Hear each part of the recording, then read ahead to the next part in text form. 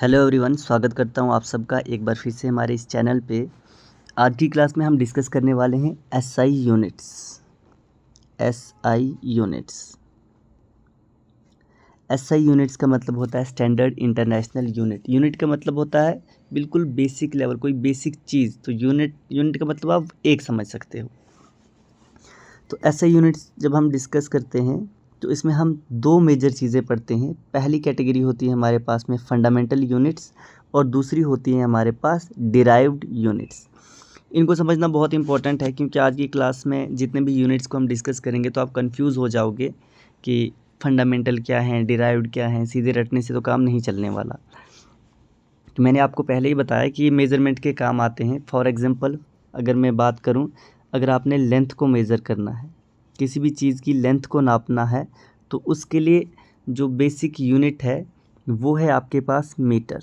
आप मीटर की टर्म में नापोगे, ठीक।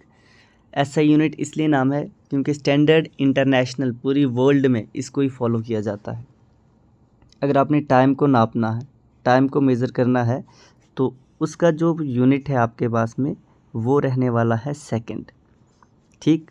सेकंड से आपके पास में मिनट्स बनेंगे, मिनट्स से आपके पास में आवर्स बनेंगे, घंटे बनेंगे, और से आपके पास में डे बनेंगे, डे से आपके पास में वीक बनेंगी, वीक से आपके पास में मंथ बनेगा, और मंथ से आपके पास में ईयर बनेगा, है ना, एक साल बनेगा। इस तरीके से ये प्रोसेस चलता रहता है। तो जो बेसिक चीज़ है, जैसे आप नंबर सिस्टम की बात करते हो तो आपके पास में जो बेसिक यूनिट होता है वो 1 होता है। यूनिटी का मतलब ही बिल्कुल बेसिक छोटा सा पार्ट। जैसे आप एक 1 कंसिडर करते हो, 1 कंसिडर कर सकते हो।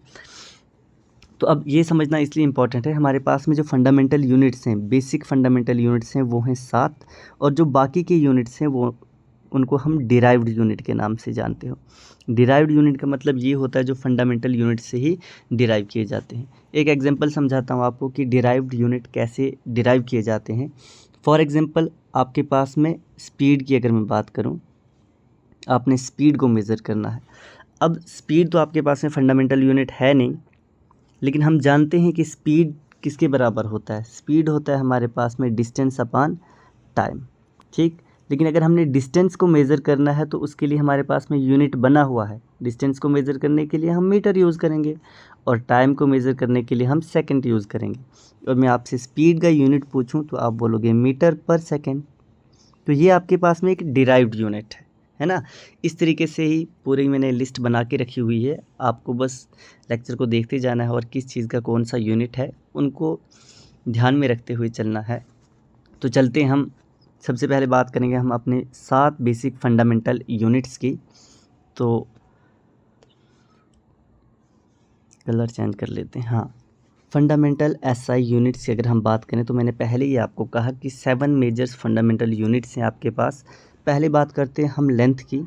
लेंथ का यूनिट होता है मीटर, जिसको हम एम से डिनोट करते हैं। अगर आपने मास को मेज़र करना है, मास का यूनिट होता है आपके पास में केजी, किलोग्राम कहा जाता है इसको। टाइम को आपने मेज़र करना है तो उसका यूनिट होता है सेकेंड। उसके अलावा अगर आपने इलेक्ट्रिक करंट को मेज़र करना है तो उसका यूनिट होता है एम्पेयर। अपने टेम्परेचर को मेज़र करना है तो उसका यूनिट होता है केल्विन।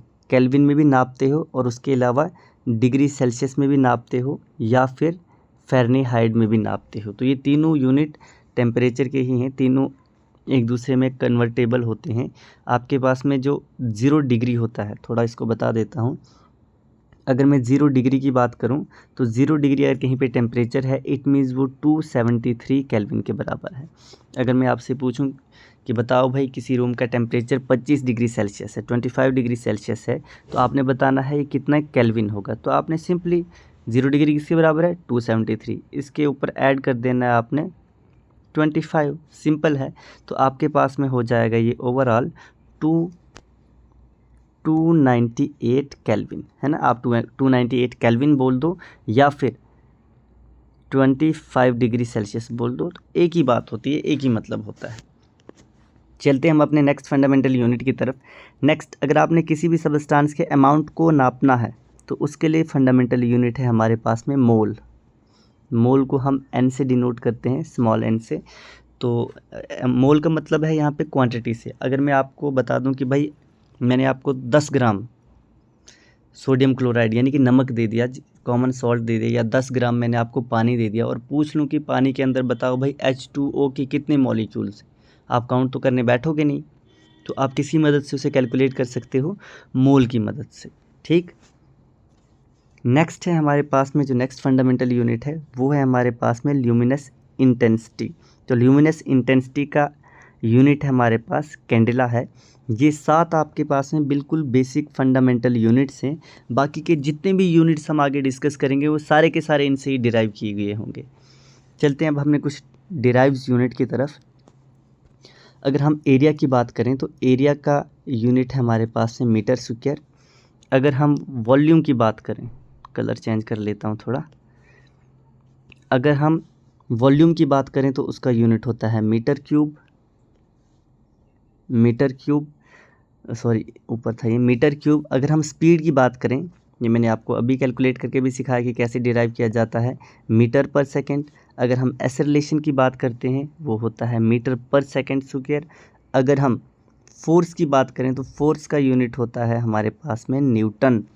अगर हम प्रेशर की बात करते हैं, प्रेशर का यूनिट होता है पास्कल। एक चीज़ का आपको ध्यान रखना है, इसके अलावा अगर प्रेशर की यूनिट की हम बात करें तो पास्कल के अलावा जनरली फिज़िक्स में हम पास्कल से ही मेज़र करते हैं। इसके अलावा भी कुछ और यूनिट होते हैं इसके, जैसे मैंने आपको टेम्परेचर के बताए वैसे ही प्रेशर के भी और भी कुछ यूनिट होते हैं। जैसे आपके पास में पास्कल के अलावा होता है आपके पास में mm/Hg। उसके अलावा ATM भी होता है। ATM पैसे निकालने वाला नहीं, इसको हम एटमॉस्फेरिक प्रेशर के नाम से भी जानते हैं। बार की टर्म्स में भी नापते हैं, टोर में भी नापते हैं। ठीक, उसके बाद में mm/Hg के अलावा cm/Hg होता है। ठीक है, तो ये सारे के सारे यूनिट्स आपके पास में प्रेशर के ही हैं, तो इनको आपको ध्यान में रखना है। ऑप्शन में कोई भी पूछा हुआ हो तो आपको करेक्ट आंसर को मार्क करना है। ठीक, उसके अलावा अगर हम बात करें एनर्जी के यूनिट की, तो एनर्जी का यूनिट होता है जूल हमारे पास। पावर की बात करें तो पावर का यूनिट वॉट होता है। इलेक्ट्रिक चार्ज की अगर हम बात करें तो इलेक्ट्रिक चार्ज का यूनिट कोलम्ब होता है। इलेक्ट्रिक पोटेंशियल डिफरेंस की अगर हम बात करें उसका SI यूनिट हमारे पास में वोल्ट होता है। उसके अलावा इलेक्ट्रिक रेजिस्टेंस की बात करें तो उसका यूनिट ओम होता है आपके पास में। इलेक्ट्रिक कंडक्टेंस की बात करें तो उसका यूनिट सीमेन होता है आपके पास में, या साइमन भी पढ़ा जाता है इसको। अगर हम कैपेसिटेंस की बात करें तो उसका यूनिट फेराड होता है। मैग्नेटिक फ्लक्स की बात करें तो उसका यूनिट वेबर होता है। मैग्नेटिक फील्ड स्ट्रेंथ के यूनिट की अगर हम बात करें तो वो टेस्ला होता है। इंडक्टेंस के यूनिट की बात करें हम तो वो हेनरी होता है। ल्यूमिनस इंटेंसिटी अब हमने ऊपर डिस्कस किया था, तो अब ल्यूमिनस फ्लक्स है हमारे पास में। ल्यूमिनस फ्लक्स का जो यूनिट है वो आपके पास में ल्यूमिन होता है, और इल्यूमिनेंस का जो ऐसा यूनिट होता है वो लक्स, इसका बिल्कुल अपोजिट है आपके पास में। और रेडियो एक्टिविटी, इसको थोड़ा ऊपर करना पड़ेगा। उसके बाद में हम रेडियो एक्टिविटी के यूनिट की बात करें तो वो बकैरल होता है। उसके बाद में एब्जॉर्ब डोज की बात करें या फिर आयनाइजेशन रेडिएशन, इन टर्म्स को ध्यान से आपको समझना है। इनमें से कोई भी वर्ड आपको लिखा हुआ मिल सकता है, एब्जॉर्ब डोज हो या फिर आयनाइजेशन रेडिएशन हो, उसका एक ही मतलब है आपके पास, तो उसका यूनिट ग्रे होता है। इक्विवेलेंट डोज या फिर आयनाइजेशन रेडिएशन, अगेन अगर आपके पास में ऐसा यूनिट है इसका सीवर्ट होता है। इसमें कंफ्यूज नहीं होना है आपको। अगर आयनाइजेशन पूछा जाए तो उस वक्त इन दोनों में से कंफ्यूज नहीं होना है कि किस पे फोकस करें, है ना। ये दोनों अलग अलग प्रोसेस हैं। कहीं पे अगर रेडिएशन एब्जॉर्ब हो रही है तो वहाँ पे अगर वो आयनाइज हो रही है एब्जॉर्प्शन के दौरान, तो उस वक्त आपने ग्रे यूज़ करना है। लेकिन इतनी कॉम्प्लेक्स चीज़ें नहीं पूछी जाएंगी, आपको एब्जॉर्ब डोज या इक्विवेलेंट के ही नाम से जाना जाएगा। तो अगर हम कैटालिटिक एक्टिविटी की यूनिट की बात करें तो वो हमारे पास में कटल होता है। तो ये थी कुछ बेसिक्स, फंडामेंटल और डिराइव्ड यूनिट। आई होप आप लोगों को चीज़ें समझ आई होंगी, और इस चीज़ का भी ध्यान रखना है कि किस तरीके से चीज़ों को डिराइव किया जाता है, डिराइव यूनिट कैसे वजूद में आते हैं। तो आज की क्लास के लिए इतना ही काफ़ी है। नेक्स्ट क्लास में मिलते हैं किसी और टॉपिक के साथ। अगर आपको जितने भी इम्पोर्टेंट टॉपिक आपको लगता है हम उन पे वीडियोस लेट लाने वाले हैं, सिलेबस तो सारा ही करवाना है हमने, लेकिन अगर आपको लगता है कि जल्दी जल्दी इस टॉपिक पे वीडियो मिले तो आप कमेंट सेक्शन में बता सकते हो कि हमें इस टॉपिक के रिलेटेड वीडियोस चाहिए। Thank you so much. मिलते हैं नेक्स्ट क्लास में। आज के लिए बाय बाय।